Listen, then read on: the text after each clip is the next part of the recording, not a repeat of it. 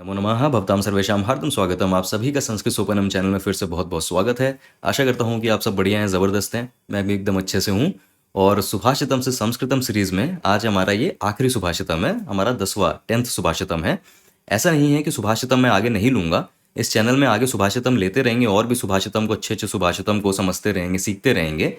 ये सीरीज़ चालू करने से पहले एक उद्देश्य बनाया था कि 10 सुभाषितम लेंगे, तो वो 10वां आज है, वो आखिरी होगा। और इस सुभाषितम की सीरीज़ को चलाने का मेरा सबसे बड़ा उद्देश्य ये था कि जो भी चीज़ें हम संस्कृत भाषा को जब सीखना चालू करते हैं, तो जो भी हम नए-नए कंसेप्ट पढ़ते हैं, जैसे विभक्ति उसके बारे में पढ़ा हमने, फिर शब्द रूप क्या होते हैं उनके बारे में पढ़ा, प्रातिपदिक क्या होते हैं, धातु क्या होते हैं, धातु से बना धातु रूप क्या होता है, प्रथम पुरुष, मध्यम पुरुष, एकवचन, लट लकार, ये सब चीज़ें जितनी भी चीज़ें हम पढ़ते हैं एज़ अ कंसेप्ट, कहीं से भी पढ़ते हैं, आप किसी किताब से पढ़ते हैं, आप किसी वीडियो से पढ़ते हैं, जब हम भाषा सीखने के लिए ये सब चीज़ें पढ़ते हैं, तो इन चीज़ों के माध्यम से उन सभी चीज़ों का अभ्यास हो जाता है कि कैसे एक संस्कृत के श्लोक में उन सभी कंसेप्ट का यूज़ हो रहा है, उन सभी कंसेप्ट का इस्तेमाल हो रहा है, वो हम होता देख पाते हैं। और जब हम होता देख पाते हैं तो फिर एक क्लैरिटी मिलती है हमें कि अच्छा ये कंसेप्ट इस तरीके से इस्तेमाल होता है, ये विभक्ति इस तरीके से इस्तेमाल होती है। तो वही उद्देश्य था इस सीरीज़ को लेने का। और एक जो बहुत अहम टॉपिक होता है संधि। तो ऐसा नहीं है कि हमारे इन 10 सुभाषितम से हमने सारी संधियों को कवर कर लिया है। संधि अभी और भी हैं और भी प्रमुख संधि हैं जो आपको बार-बार इस्तेमाल होंगी। लेकिन इस वही सीरीज़ के माध्यम से जो भी हमने संधि नियमों को पढ़ा है और कई सारे संधि नियमों को हमने पढ़ा है, कोई भी आप एक संधि नियम को पढ़ लेते हैं और वो संधि नियम कैसे पढ़ा जाता है, वो कैसे दो शब्दों के बीच में इस्तेमाल करा जाता है, उसको आप फिर वही बात कि होता देख लेते हैं, उसका अभ्यास होता देख लेते हैं। कैसे संस्कृत श्लोक में उसका इस्तेमाल हो रहा है, उसको जोड़ने में और उन शब्दों को अलग करने में। जब आप ये कर लेते हैं इसको अभ्यास को, तो फिर कोई और भी अगर आपको नया नियम पता चलता है, तो आप उस नए नियम को भी उसी लॉजिक से लगा पाते हैं। तो बात वही होती है कि एक बार चीज़ों को समझने का एक लॉजिक पता चल जाए, एक तरीका पता चल जाए कि कोई भी हमने संस्कृत का अगर श्लोक उठाया, कहीं से भी लिया हो, रामायण से, महाभारत से, धर्मशास्त्र से, हितोपदेश से, कहीं से भी लिया हो। अब आपको कम से कम एक स्टेप पता है कि देखो पहले संधि विच्छेद करते हैं, फिर हर शब्दों को समझते हैं, धातु रूप को समझ लिया तो कर्ता कौन है, कर्म कौन है, फिर उनसे जुड़े विशेषण क्या हैं, सर्वनाम क्या हैं। तो एक आपको अब एक स्टेप मिल गया, एक तरीका मिल गया, किस तरीके से हम इस पूरे श्लोक का व्याख्यान कर सकते हैं। तो उस चीज़ के अभ्यास के लिए इस सीरीज़ को मैंने लिया था, चालू करा था। लेकिन अगर आपको और सुभाषितम का अभ्यास करना है, तो रश्मि काशी जी एक ब्लॉग चलाती हैं, बहुत ही अच्छा वो ब्लॉग चलाती हैं, sanskritpearls.blogspot.com। तो ये जो एड्रेस है, ये जो यूआरएल है, इसका मैं लिंक उसमें डाल दूंगा, कमेंट में डाल दूंगा, आप कमेंट बॉक्स में देख लीजिएगा। इस सुभाषितम के ब्लॉग स्पॉट में आप जाएंगे तो आपको बहुत सारे सुभाषितम मिल जाएंगे। उन्होंने बहुत अच्छे से सुभाषितम लिखा है, फिर उसका अर्थ भी लिखा है हिंदी में भी, इंग्लिश में भी। तो उससे आप अभ्यास कर सकते हैं। आप किसी भी सुभाषितम को उठाइए, उनके ब्लॉग में जाके आप किसी भी सुभाषितम को उठाइए और जो भी हमने तरीके सीखे हैं, स्टेप सीखे हैं, आप खुद से प्रयास करिए उनको, उनकी व्याख्यान करने का, उनके स्टेप्स को सीखने का। कभी भी कोई दिक्कत आती है आप मुझसे कांटेक्ट कर सकते हैं और मैं पूरी कोशिश करूंगा उस संदेह को, उस संशय को हटाने के लिए आपके संस्कृत में। लेकिन ये रश्मि काशी जी का जो काम है, ये जो ब्लॉग स्पॉट है, एक साथ कई सारे सुभाषितम को एक जगह कर दिया है, बहुत ही सुंदर काम है। आप ज़रूर जाके चेक करिएगा। यूआरएल फिर वही कि मैं कमेंट सेक्शन में डाल दूंगा, आप चेक कर लीजिएगा।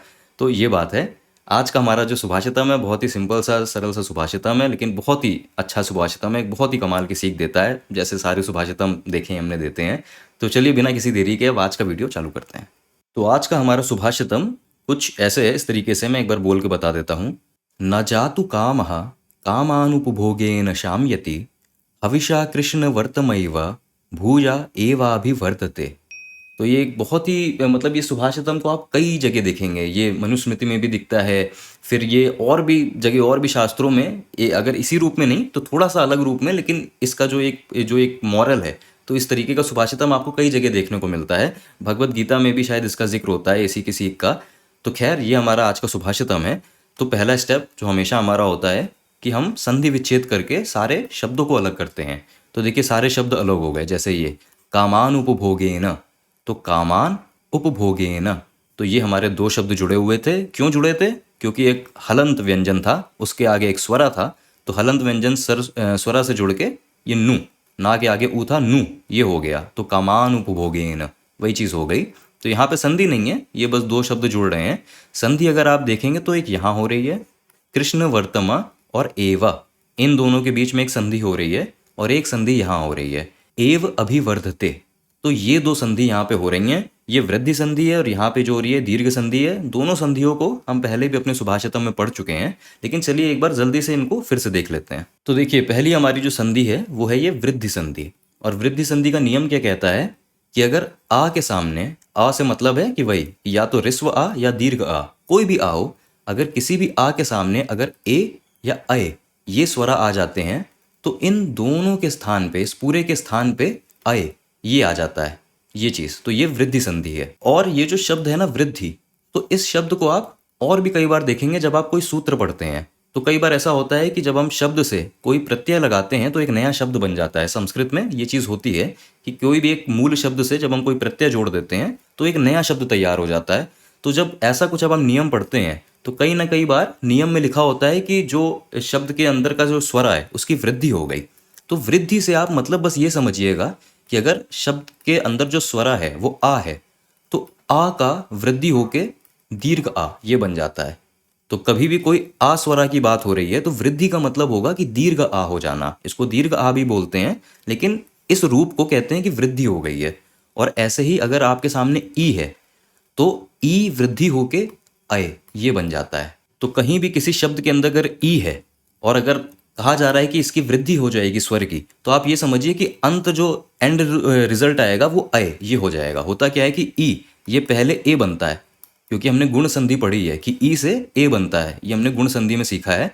और ए जैसा इस नियम के चलते वापस अय बन जाता है, तो ये चीज़ हो जाती है। तो चालू भले ई से हो, वो खत्म अय पे होगा कि ई का वृद्धि अय ये हो जाता है। तो ऐसा नियमों में आप देखेंगे। और यही चीज़ अगर मैं आपके लिए ऊ के लिए कहूँ तो ऊ के लिए आप खुद ही बता देंगे कि ऊ से देखिए गुण संधि जब होती है तो ऊ से बन जाता है ओ। ये चीज़ें हमने पढ़ी थी गुण संधि में। और ओ की अगर वृद्धि कर दें तो क्या बन जाएगा औ, ये चीज़।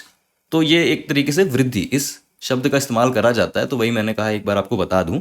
खैर देख लेते हैं कि हमारे सुभाषितम में ये कहाँ पे इस्तेमाल हो रहा है। तो देखिए यहाँ पे कृष्ण वर्तमैव, ये जो दो शब्द हैं तो ये बने इन दो शब्द से, कृष्ण वर्तमा और एव, इन दो शब्द से। और कृष्ण वर्तमा अगर इसकी बात करें तो अगर हम माँ पे हलंत लगा दें तो हमें पता चलता है कि यहाँ पे आ है। कृष्ण वर्तमा यहाँ पे एक आ स्वरा छुपा हुआ है। और एव में, इसमें तो शुरुआत में ए है ही है, तो अगर आ के सामने ए आएगा किसी भी तरीके का तो हमेशा अय ये चीज हो जाएगी उन दोनों के स्थान पे। वृद्धि संधि का नियम जो हमने देखा, तो हमारा शब्द जुड़ के क्या बन जाएगा, कृष्ण वर्तमैव, वो चीज कृष्ण वर्तमैव, वही चीज हो जा रही है यहाँ पे। ये पहली हमारा संधि का नियम लग रहा है। और जो दूसरी संधि लग रही है हमारे सुभाषितम में वो तो और आसान है, दीर्घ संधि। दीर्घ संधि क्या होती है कि आ ई उ, और खैर जो रि ये स्वरा होता है तो इसके लिए भी लागू होती है कि अगर जो हमारे जो मूल स्वरा होते हैं सबसे पहले वाले आ ई उ रि, इनके सामने अगर सवर्ण स्वरा आ जाता है, सवर्ण का मतलब उसी वर्ण का, वही सेम कि आ के सामने आ जाए, ई के सामने ई आ जाए, कोई भी तरीके का ह्रस्व ई आ जाए, दीर्घ ई आ जाए, फर्क नहीं पड़ता, ई के सामने ई आ जाए, ऊ के सामने ऊ आ जाए। तो ऐसा कभी भी होता है कि इन स्वरा के सामने वही स्वरा आ जाए तो हमेशा इनके स्थान पे उसका दीर्घ रूप बचता है, दीर्घ संधि। कई बार हमने देखी है, इसको एक बार अपने सुभाषितम में देख लेते हैं। तो यहाँ पे देखिए गौर करिए, जो हमारा आखिरी शब्द है सुभाषितम में एवाभिवर्धते, तो एवाभिवर्धते ये जो शब्द बना है ये इन दो शब्दों से बना है, एव अभिवर्धते। और एव इसके अंत में आ का स्वरा है, अभिवर्धते इसके शुरुआत में आ का स्वरा है। आ के सामने आ जाए तो इन दोनों के जगह पे हमेशा दीर्घ रूप ही आएगा। तो दीर्घ रूप आने से अब जुड़ के क्या बन जाएंगे, एवाभिवर्धते, एवाभिवर्धते, वही चीज। तो कैसे इन दो शब्दों से दीर्घ संधि के होते एवाभिवर्धते ये एक शब्द बन जाता है, ये हमने देख लिया। और वृद्धि संधि और दीर्घ संधि इन दोनों संधियों का पहले भी अभ्यास कर चुके हैं, एक बार फिर से अभ्यास कर लिया। अब चलिए शुरुआत करते हैं इस सुभाषितम की व्याख्या से। और हम जैसे आम तौर में इस्तेमाल करते हैं कि शुरुआत हम किसी क्रिया से चालू करते हैं। क्रिया का पता चल जाए तो बाकी चीज़ों को पता लगाना आसान हो जाता है। तो यहाँ पे अगर आप पहली लाइन की बात करें तो पहली लाइन में ये जो शाम्यति ये है, तो ये हमारा क्रिया है, ये हमारा धातु रूप है। और शाम्यति इसका मतलब होता है शांत होती है, कोई चीज़ है जो शांत होती है, ठीक है। शाम्यति इस धातु रूप की अगर बात करें तो सबसे पहले सवाल आता है कि ये किस धातु से निकला है। तो जिस धातु से निकला है वो है शम धातु। और शम धातु का इस्तेमाल होता है शांत होने के संदर्भ में, ठीक है। इंग्लिश में इसको कहते हैं कि टू बी पैसिफाइड, कि पैसिफाई करना, कि नहीं, जब बच्चा रो रहा होता है तो कहते हैं कि प्लीज पैसिफाई द बेबी, कि बच्चे को शांत कराओ, तो वो चीज़, तो शांत होने के संदर्भ में शम धातु इसका हम इस्तेमाल करते हैं। ये जो रूप बना है इस धातु से, ये कैसे बना है, तो वो बना है इन तीनों से, कि शम धातु जब प्रथमा पुरुष, एक वचन और लट लकार इन तीनों में लिखा जाता है तो शम धातु रूप ले लेता है शाम्यति, ऐसा रूप ले लेता है। प्रथमा पुरुष कि कोई एक अन्य है उसके बारे में बात हो रही है, एक वचन किसी एक के बारे में बात हो रही है, लट लकार वही कि जो हिंदी में वर्तमान काल होता है संस्कृत में वो लट लकार होता है। पिछले कई सुभाषितम में हमने ज्यादातर ये लट लकार का ही इस्तेमाल देखा है। तो खैर, शम धातु प्रथमा पुरुष एक वचन लट लकार में बन जाता है शाम्यति, मतलब है कि शांत होती है, शांत होता है, शांत होती है उस संदर्भ में। लेकिन देखिए हमारे श्लोक में, हमारे सुभाषितम में दो अव्यय का इस्तेमाल करा जा रहा है इसके, इस क्रिया के मतलब को थोड़ा सा बदलने के लिए। कि देखिए पहले तो ना लगाए, तो ना अगर हम किसी क्रिया के सामने लगा रहे हैं तो इसका मतलब है कि वो नहीं होती, वो क्रिया नहीं होती। तो शांत होती है शाम्यति, ना शाम्यति शांत नहीं होती है, तो वो बात, तो ना शाम्यति शांत नहीं होती है। ये जो जातु, ये जो अव्यय है ये जातु, तो जातु का अर्थ होता है एवर, जो इंग्लिश में हम लिखते हैं ना एवर, एवर का मतलब हमेशा, सदैव। तो उस सेंस में इस अव्यय का इस्तेमाल करा जाता है जातु का। तो देखिए अगर सिर्फ इतना होता कि जातु शाम्यति, तो कहने का मतलब क्या होता है कि हमेशा शांत होती है, कि कोई चीज है जिसके बारे में हम बात कर रहे हैं वो एवर, वो हमेशा, वो सदैव शांत होती है। लेकिन अगर हम ना के साथ इस्तेमाल कर रहे हैं तो पूरा वाक्य मेरा क्या बन रहा है, ना जातु शाम्यति, कि कोई चीज है जो कभी नहीं शांत होती है। तो उस सेंस में, उस चीज को बताने के लिए, तो एक तरीके से देखा जाए कि हमारा धातु रूप जरूर शाम्यति है, लेकिन जो हमारा पूरा अर्थ बन रहा है क्रिया का वो इस पूरे को मिला के बन रहा है, कि कोई चीज है जो ना जातु शाम्यति, जो कभी भी शांत नहीं होती है। तो अब पहला सवाल ये आएगा कि क्या, किसके बारे में बात हो रही है, तो कह, कह ना शाम्यति, तो जवाब में हमें मिलता है कि कामः, कामः न जातु शाम्यति। और कामः ये आया है हमारा काम, इस प्रातिपदिक से काम, ठीक है। और काम इसका कई सारे अर्थ होते हैं देखा जाए तो, लेकिन जो एक सबसे प्रमुख अर्थ होता है वो यही होता है कि इच्छा, ठीक है, जो हमारी डिजायर होती हैं, जो हम इंग्लिश में हम जिनको कहते हैं डिजायर। और काम जब आप इस इस्तेमाल करते हैं इस शब्द का, तो ये डिजायर को भी थोड़ा सा पावरफुल डिजायर समझिए, तभी लस्ट, ये जो एक चीज होती है लस्ट, तो उसे एक पावरफुल लस्ट या डिजायर की फीलिंग को बताने के लिए ये शब्द का इस्तेमाल होता है कामा। तो वही मैंने लिखा है कि कामा से मतलब है जो हिंदी में हम कहते हैं या तो कामना या इच्छा या फिर वासना, ठीक है। ये जो हम शब्द देख रहे हैं ना वासना, तो वासना इसका एक्चुअली मतलब ये होता है कि जब हम कोई भी चीज करते हैं हमारे जीवन में, तो उसका एक इम्प्रेशन, तो उसका एक प्रभाव वो हमारे दिमाग में, हमारी बुद्धि में छप जाता है, वो चीज़ है। तभी उसी तरीके से आदत बनती है। क्यों आदत बनती है किसी चीज़ की, हमने कोई चीज़ पहली बार करी तो उसका कुछ एक अनुभव हमारे दिमाग में बैठ गया, अच्छा बैठा बुरा बैठा।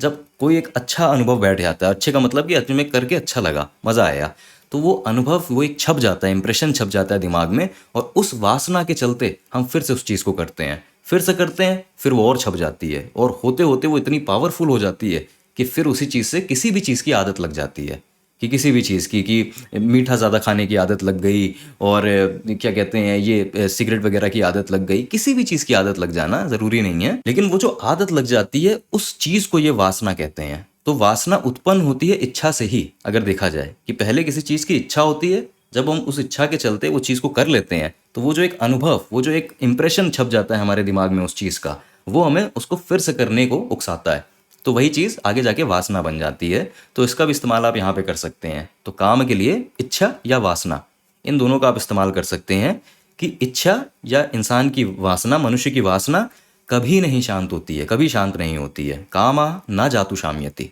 तो अभी तक ये कहा गया है, ठीक है। काम प्रातिपदिक से कामः इस रूप में क्यों लिखा है आप खुद ही समझ सकते हैं। ये जो काम प्रातिपदिक है ये एक पुल्लिंग प्रातिपदिक है, और क्योंकि ये हमारा कर्ता है इस क्रिया का, कि इसी के बारे में बात हो रही है ना, कि कामः न शाम्यति, तो ये करता है, तो उसको हम प्रथमा पुरुष प्रथमा विभक्ति एक वचन के रूप में लिखेंगे कामः, बस एक विसर्ग आगे लग जाता है कामः, तो वही चीज लिखा है यहाँ पे, ठीक है। खैर, लेकिन अब एक सवाल आता है कि केन, केन मतलब कि क्या करने से ये जो काम है ये कभी शांत नहीं होती है, जो इच्छाएं हैं, ये जो वासनाएं हैं ये कभी शांत नहीं होती, क्या करने से, केन। तो जवाब में हमें मिल रहा है उपभोगेन, और उपभोगेन ये आया है इस प्रातिपदिक से उपभोग, और उपभोग ये तो हम हिंदी में भी इस्तेमाल करते हैं, किसी चीज़ का उपभोग करना। किसी चीज़ का उपभोग करना मतलब उसको इस्तेमाल करना। ठीक है, तो वही बात है कि उसका भोग करना। क्योंकि मैं कहना चाहता हूँ भोग करने से, भोग के द्वारा, मैं उस प्रयोजन में कहना चाहता हूँ इस प्रातिपदिक को, तो तृतीया विभक्ति, थर्ड केस का इस्तेमाल करूंगा। ठीक है, किसी से, किसी के द्वारा, इस संदर्भ में हम तृतीया विभक्ति का इस्तेमाल करते हैं। तृतीया विभक्ति एक वचन का रूप हम लेंगे यहाँ पे। तो उपभोग, ये जो प्रातिपदिक है ये बदल के हो जाएगा उपभोगेन। ठीक है, वही चीज कि जैसे हम कहना चाहते हैं कि कलम से, कि मैं कलम से पत्र को लिखता हूं, तो कलमेन, क्योंकि तृतीया विभक्ति, कलमेन जो भी है लेटर लिखती, वो चीज। तो वाक्य क्या बना कि उपभोगेन मतलब भोगने से, काम, इच्छाएं और वासनाएं शांत नहीं होती हैं। लेकिन अब सवाल आएगा कि किसके भोगने से, क्या भोगने से, कि किसको भोगने की यहाँ पे बात हो रही है। तभी मैं पूछ रहा हूँ कि कान उपभोगेन, किनको भोगने से। तो जवाब में हमें मिल रहा है कामान उपभोगेन। तो देखिए वही शब्द है, वही शब्द है जो हमने पहले भी देखा था। एक ही वाक्य में इस शब्द का प्रथमा विभक्ति भी इस्तेमाल हो रही है और इसी शब्द का द्वितीय विभक्ति भी इस्तेमाल हो रही है। द्वितीय विभक्ति ये बहुवचन का रूप है। तो इच्छाओं और वासनाओं को भोगने से जो इच्छा और वासना है वो कभी भी शांत नहीं होती है, वो मैं कहना चाहता हूं। इसलिए इसी प्रातिपदिक का मैं द्वितीय विभक्ति बहुवचन का रूप लिख रहा हूं, क्योंकि मैं कहना चाहता हूं कि वासनाओं को, इच्छाओं को भोगने से, इस प्रातिपदिक को मैं कर्म के रूप में देख रहा हूं। तो द्वितीय विभक्ति बहुवचन में काम, ये बदल के हो जाएगा कामान। तो वही चीज यहाँ पे लिखी है। ठीक है, और इस चीज को इसलिए इस तरीके से बताया जा रहा है ना कि आप अगर भूख लगी है, अगर आप खाना खाते हैं तो खाना खाने से भूख तो शांत हो जाती है। लेकिन वही चीज़, वही लॉजिक हमारी इच्छाओं, हमारी वासनाओं पे लागू नहीं होता है। इच्छाएं और वासनाएं के भोगने से, उनको पूरा कर लेने से वो शांत नहीं होती हैं। और इसी चीज़ को आगे बहुत खूबसूरती से एक उदाहरण दे के बताया है, तो पूरा एक आपको मतलब समझ में आएगा। चलिए उसको भी देखते हैं आप। तो जो चीज़ हमने अपनी पहली लाइन में देखी कि इच्छाओं और कामनाओं का भोग करने से, उनको भोगने से वो इच्छाएं और कामनाएं कभी खत्म नहीं होती, कभी ना शाम्यति, शांत नहीं होती हैं। इसी चीज को बड़े ही अच्छे इस सेकंड लाइन में उदाहरण से समझाया गया है। इस सेकंड लाइन को समझने के लिए हम इसके क्रिया, इसके धातु रूप से शुरुआत करते हैं, अभिवर्धते। ये जो हमारा ये आखिरी शब्द है अभिवर्धते, और इसका अर्थ होता है बढ़ती जाती है, कि कोई चीज है जो बढ़ती जाती है, अभिवर्धते। ये किस धातु से आया है ये धातु रूप? तो ये आया है वृद्ध धातु से। वृद्ध धातु का अर्थ होता है बढ़ने के संदर्भ में, किसी चीज का इंक्रीज होना, बढ़ने के संदर्भ में इसका वृद्ध धातु का इस्तेमाल करते हैं। और रूप वही है कि प्रथमा पुरुष, एक वचन और लट लकार। यही रूप हमने शाम्यति इसमें भी देखा था।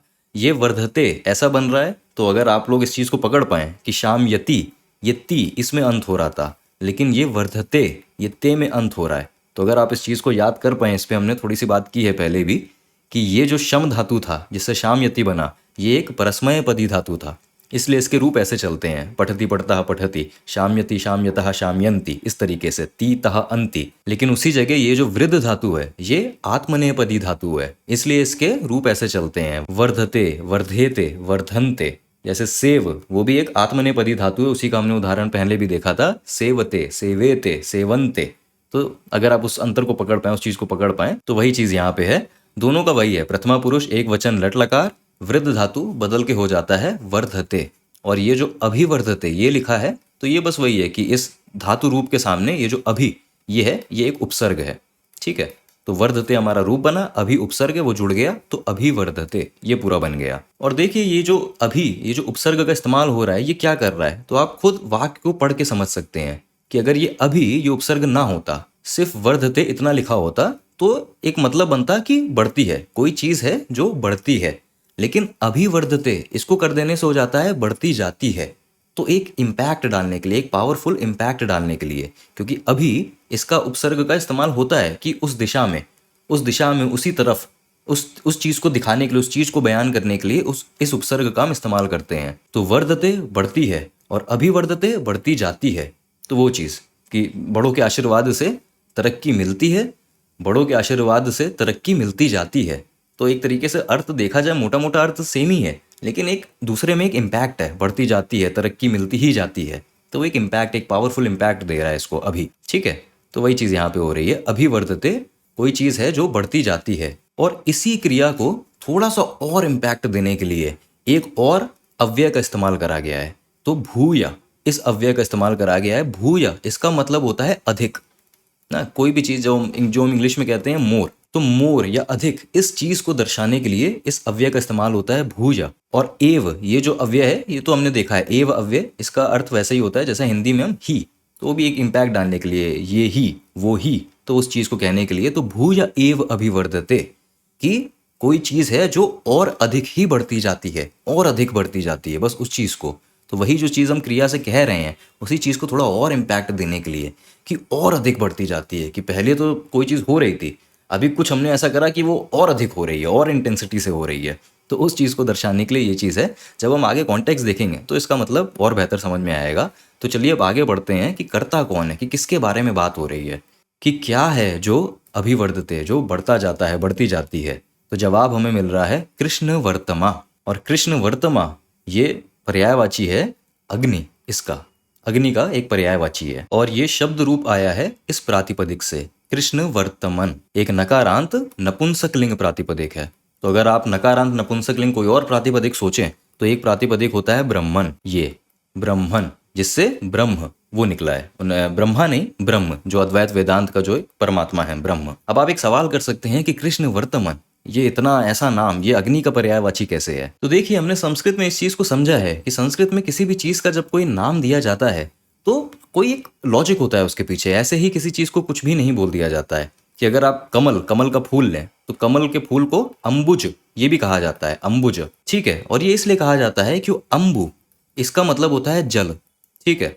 और जा ये जो वर्ण होता है, तो इस वर्ण को हम इस्तेमाल करते हैं जन्म लेता है उस संदर्भ में। तो जो जल से जन्म लेता है वो अम्बुज।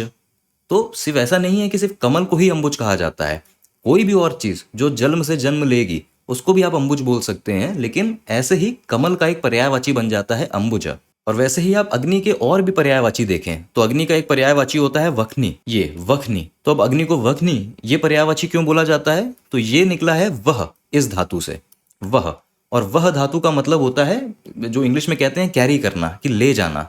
तो क्योंकि जब हम यज्ञ करते हैं तो यज्ञ में हम जो भी आहुति देते हैं, जो भी चीज़ करते हैं, तो अग्नि वो आहुति, वो चीज़ देवताओं तक लेके जाती है।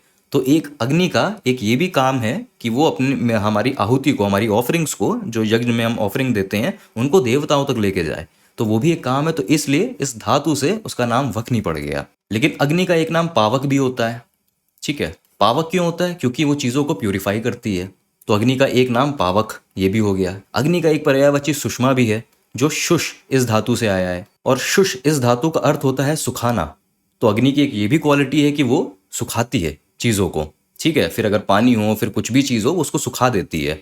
तो उस एक प्रॉपर्टी, उस एक क्वालिटी की वजह से, एक गुण की वजह से अग्नि के एक अग्नि का नाम इस शुष धातु से निकला सुषमा, वो भी पड़ गया। तो वही चीज़ है कि संस्कृत में किसी भी चीज़ का नाम पड़ता है तो वो होता है कि उसका कौन सा एक क्वालिटी दिखाया जा रहा है। तो उस क्वालिटी के बेस पे, उस गुण के बेस में एक नाम दे दिया जाता है, वो पर्यायवाची बन जाता है। तो वर्तमान इसका मतलब होता है करने वाला, कि होने वाला, वैसा होने वाला।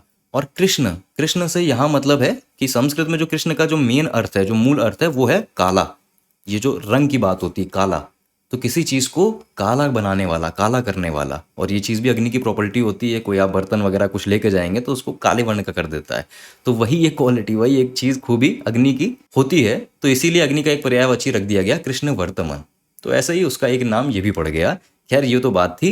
ये एक नकारांत नपुंसकलिंग प्रातिपदिक है, क्योंकि इसकी बात कर रहे हैं, ये एक मुख्य कर्ता है इस क्रिया का, कि अभिवर्धते, कि अग्नि बढ़ती जाती है। तो क्योंकि ये करता है तो यहाँ पे इस्तेमाल होगा प्रथमा विभक्ति, फर्स्ट वर्ड केस, एक वचन का रूप, ठीक है। और कृष्ण वर्तमन एक नपुंसक लिंग नकारांत प्रातिपदिक प्रथमा विभक्ति एक वचन में ये रूप लेता है, कृष्ण वर्तमा, ठीक है। एक तरीके से देखा जाए तो बस ये जो ना है ये हट जाता है, तो कृष्ण वर्तमा, ठीक है। तो ऐसे ये शब्द आया है इस प्रातिपदिक से।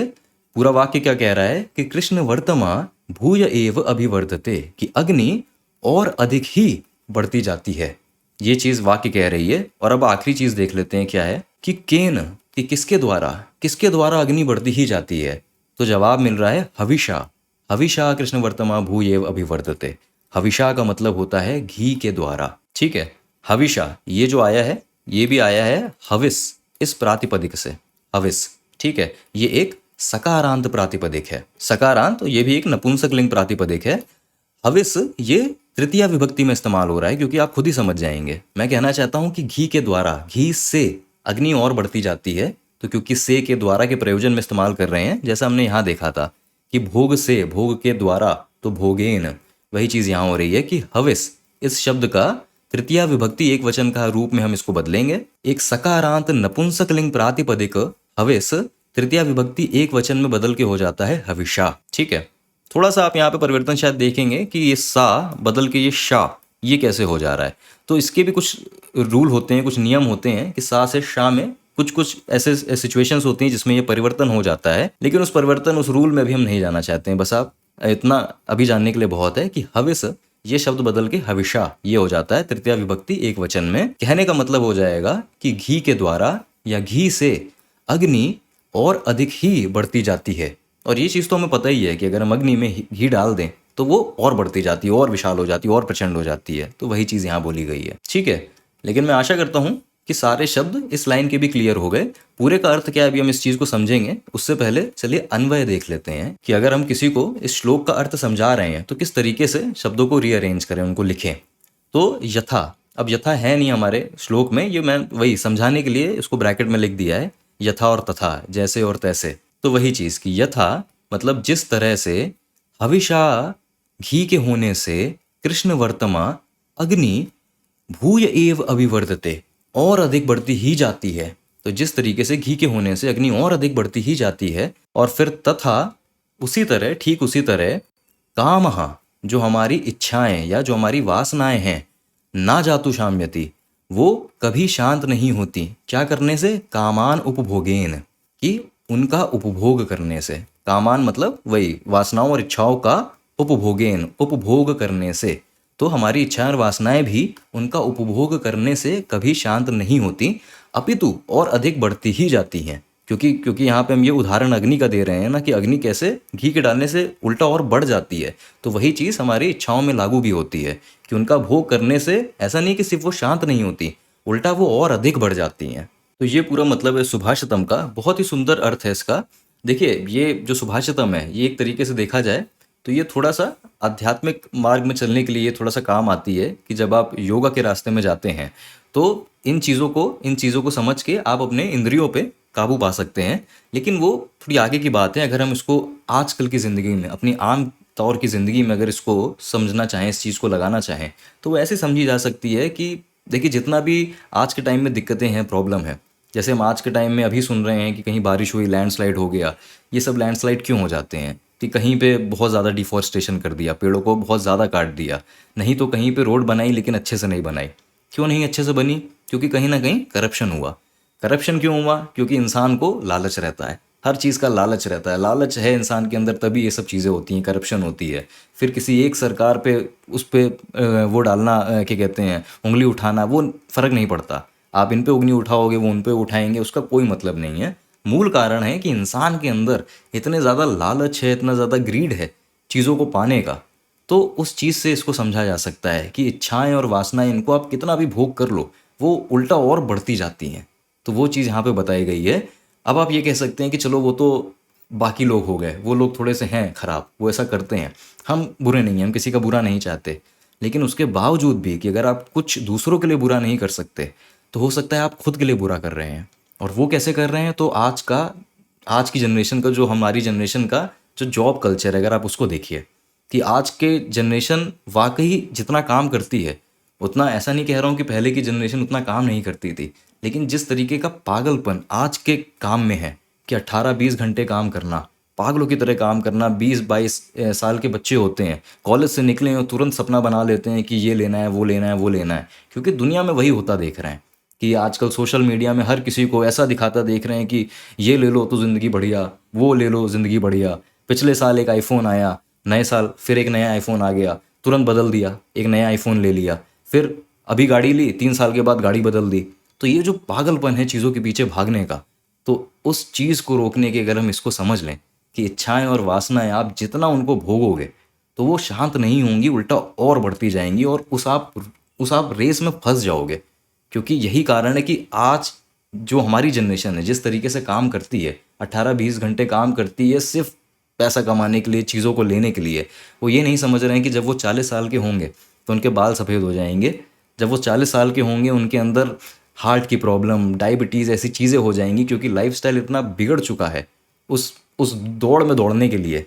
तो वो चीज़ अगर समझी जा पाए, और वो चीज़ अगर वो खुद नहीं समझ रहे हैं, तो वो रिस्पॉन्सिबिलिटी आती है बाकी लोगों पे जो उस चीज़ को समझ रहे हैं। खासकर जो, जैसे आप देख रहे हैं, जो आपके बच्चे अगर बाहर हैं, तो अगर आप एज अ पेरेंट हैं, तो आप ये जो आजकल का पागलपन है कि देखो उनका इतने का पैकेज लग गया, उनका इतने का पैकेज लग गया, वो वहाँ चले गए, आप भी अगर यही चीज़ बोलते रहेंगे अपने बच्चों को, तो वाकई बेसुध भागते जा रहे हैं सब लोग बेसुध भागते जा रहे हैं। और उसका असर खुद के जीवन में तो पड़ ही रहा है, उसका असर पूरे इसमें पड़ रहा है, सोसाइटी में पड़ रहा है, उसका असर जो क्वालिटी है लिविंग की उसमें पड़ रहा है। कि आज के टाइम में इतनी चीज़ें हैं, इतनी टेक्नोलॉजी है, वो सब ठीक है, लेकिन आज के टाइम में एक चीज़ नहीं है, पीस, मेंटल पीस। तो वो इसीलिए नहीं है क्योंकि भागे जा रहे हो, अनगिनत चीज़ें बनती जा रही हैं, आप उन अनगिनत चीज़ों को पाने के लिए भागे जा रहे हो बिना रुके। तो वो तो कभी अंत होगा ही नहीं, वो कभी ख़त्म ही नहीं होगा। आप ज़रूर ऐसे भागते जाओगे तो 50-60 की उम्र में आप ज़रूर ख़त्म हो जाओगे। हमारी पहले की जनरेशन, उनसे पहले की जनरेशन फिर भी 80-80 साल ज़िंदा रहे हैं। जिस तरीके से आज के लोग भाग रहे हैं बिना चीज़ों को समझे, तो कैसे फिर, ऐसा तो बहुत ही खराबी कुछ अंजाम होने वाला है। जब पूरी दुनिया मांगेगी, तो जो बनाने की पोजीशन में बैठे हैं वो तो बनाते ही जाएंगे। और वो क्या बनाते जाएंगे, तो वो ऐसे ही जंगलों को काट के चीज़ें बनाते जाएंगे, एनवायरनमेंट को सोचे बिना चीज़ें बनाते जाएंगे, फैक्ट्री डाल देंगे, उससे कितना धुआं निकल रहा है, उससे क्या हो रहा है धरती का, उससे यहाँ की मिट्टी का क्या हो रहा है, कि जो उसमें सब्जी उग रही है, जो फल उग रहे हैं, उसके अंदर कुछ है भी कि वो खोखले हैं, लेकिन उसका कौन ध्यान देगा। तो वो हमारी सॉइल जो है, हमारी रेत, वो ख़राब हो रही है, वातावरण ख़राब हो रहा है, उससे कोई मतलब नहीं है। आप मांगते जाएंगे, जो बनाने की पोजीशन में बैठे हैं वो बनाते जाएंगे। तो कोई रुक जाए, थोड़ा सा रुक जाएं, थोड़ा सा समझ जाएं, इतनी चीज़ें नहीं चाहिए होती हैं जीने के लिए। एक अच्छी ज़िंदगी जीने के लिए बहुत कम चीज़ों से जिया जा सकता है। क्योंकि फिर वही बात कि अपने आप को ये चीज़ याद दिला दीजिएगा कि ये इच्छाएं, ये वासनाएं, ये अग्नि की तरह होती हैं कि आप उनको जितना पूरा करोगे वो और अधिक बढ़ेंगी, शांत नहीं होंगी। आप भागते ही जाओगे, अपने आसपास की सब चीज़ों को खराब करते जाओगे। हर चीज़ की कीमत होती है, वो कीमत हमारा ही वातावरण चुका रहा है, और वो हम चुका रहे हैं, हमारी आगे वाली जनरेशन चुका रही है, अपनी मेंटल हेल्थ से, अपने फूड से, जो फूड की क्वालिटी है उनसे, एयर की क्वालिटी उनसे, इन हर चीज़ से। लेकिन वो वही है कि वो जो एक पागलपन है, वो जो एक रेस है, ये चाहिए वो चाहिए, और भागे जा रहे हैं उसके लिए। तो आशा करता हूँ कि इस सुभाषितम से थोड़ा सा आज की कॉन्टेक्स्ट में चीज़ें कुछ समझ में आएंगी। अगर आपको समझ में आ रही हैं तो आसपास इन चीज़ों को बारे में बात करिए, बढ़ाइए। ये सब चीज़ें कभी ऐसे फैमिली में बैठ के, परिवार में बैठ के साथ में चर्चा करा करिए। इन सब चीज़ों की चर्चा करने से कुछ अच्छा ही होगा। तो वही चीज़ है। खैर, लेकिन ये हमारा सुभाषितम था। अभी फ़िलहाल के लिए ये हमारी सुभाषितम की संस्कृत सीरीज़ ये यहीं पे समाप्त होगी। मैंने जैसा कहा है कि आगे मैं और भी सुभाषितम लूँगा, ऐसा नहीं यही अंत था। इसके आगे मैं क्या सीरीज़ लूँगा वो अभी मैं उस पे काम कर रहा हूँ, तो अभी मैं ऐसा पुख्ता बता नहीं सकता। लेकिन बहुत ही जल्द फिर आपसे एक नई सीरीज़ के साथ मिलूँगा, जिसमें हम कुछ और नए विषयों को, संस्कृत के प्रत्यय हमने अभी तक नहीं समझे हैं बहुत अच्छे से, तो संस्कृत के प्रत्ययों को समझेंगे, उनका भी अभ्यास उन चीज़ों में मिलाएंगे। तो आगे किसी न किसी और सीरीज़ से मैं आपसे फिर से बहुत जल्द मिलूँगा। तब तक के लिए विदा लेता हूँ। अच्छे से रहिए, मज़े से रहिए, संस्कृत पढ़ते रहिए। वयम पुनः मिलामः। धन्यवाद।